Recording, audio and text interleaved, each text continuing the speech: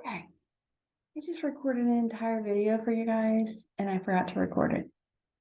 So I actually talked, but I didn't record. Okay, so this week we have an assignment and a discussion board. We're doing chapter 10 over sex, gender, and sexuality.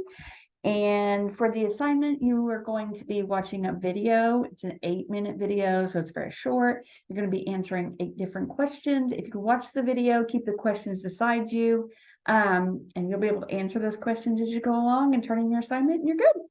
And the discussion is also over how gender comes into the way that we raise children and all different kinds of good stuff about that.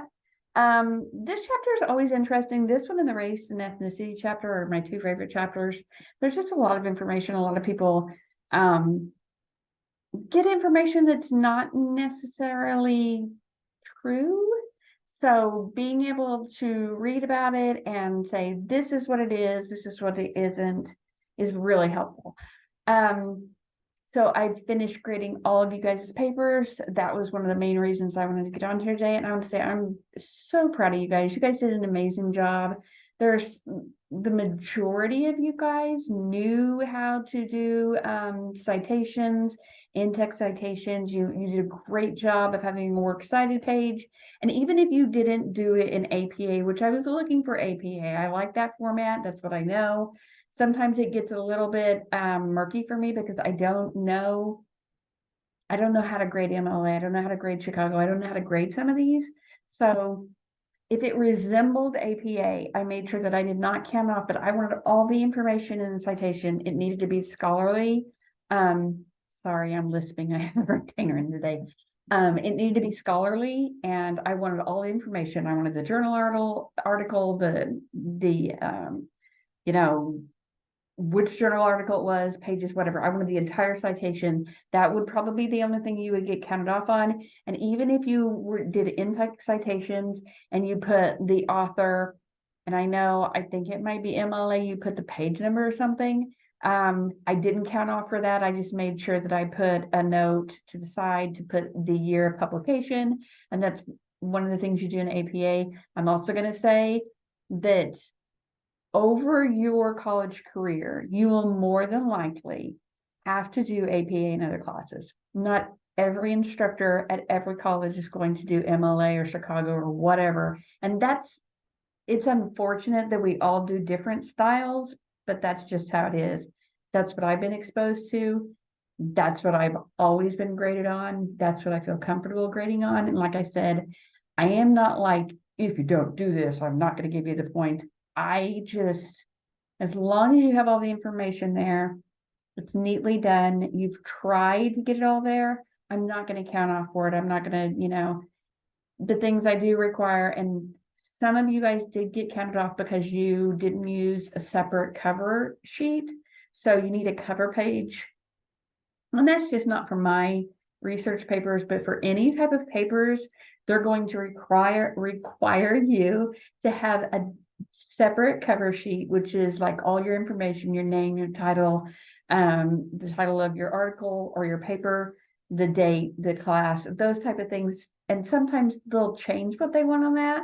But for the most part, most instructors throughout your college career are going to want that separate cover page, which is also one of the reasons we did a research paper, is to make sure you could look up scholarly articles about something that had to do with, in this terms, sociology.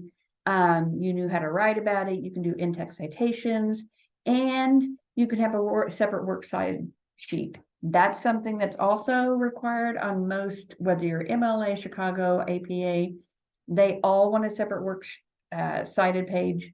One of the good things about that is when you write something in your paper and someone reads it and they go, I like that information that they gave me, and they see who wrote it, they can look on your separate works cited page. And if they're doing it electronically, they can click on it and either copy it or paste it, and it will take them to that article. And they can say, I want to read more about what they quoted in this paper. And that's, number one, you're giving them credit because they wrote an article and that you cited that article.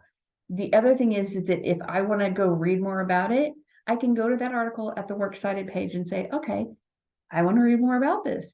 Another thing that is really good about that is when you find a topic and you're doing a paper and you see something that they've cited, some scholarly, author, whatever, they've written something down and you go, hey, I like what they wrote here, but they've taken it from somebody else.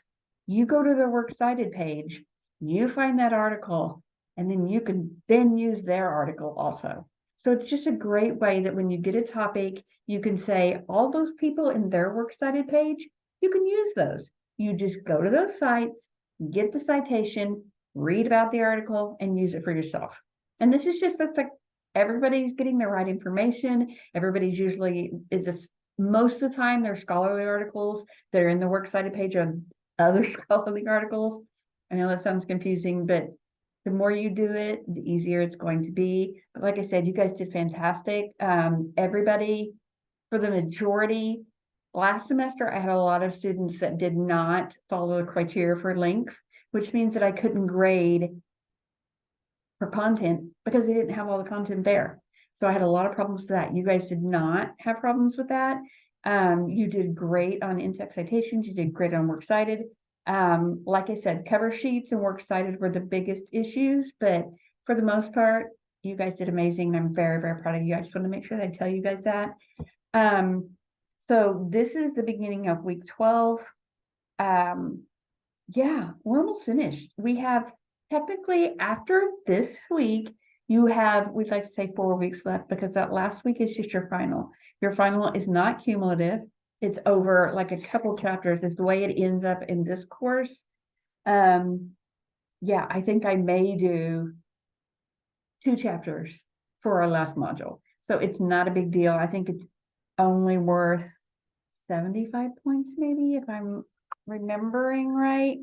So we're getting to the point now. We're almost at the end.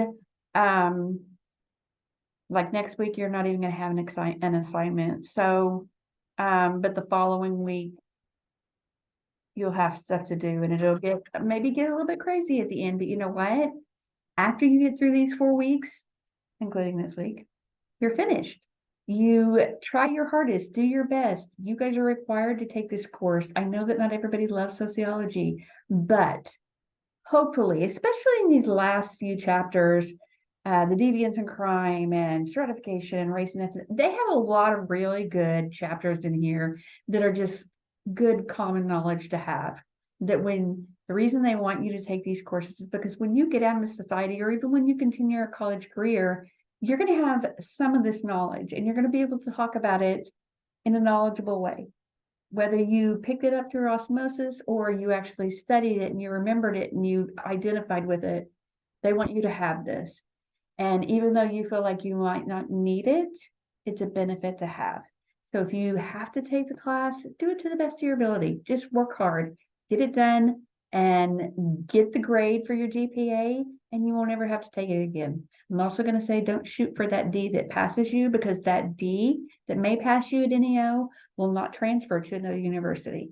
I don't want you to have to take something, spend the money, spend the time doing it again because you just kind of like fell off at the end of a course.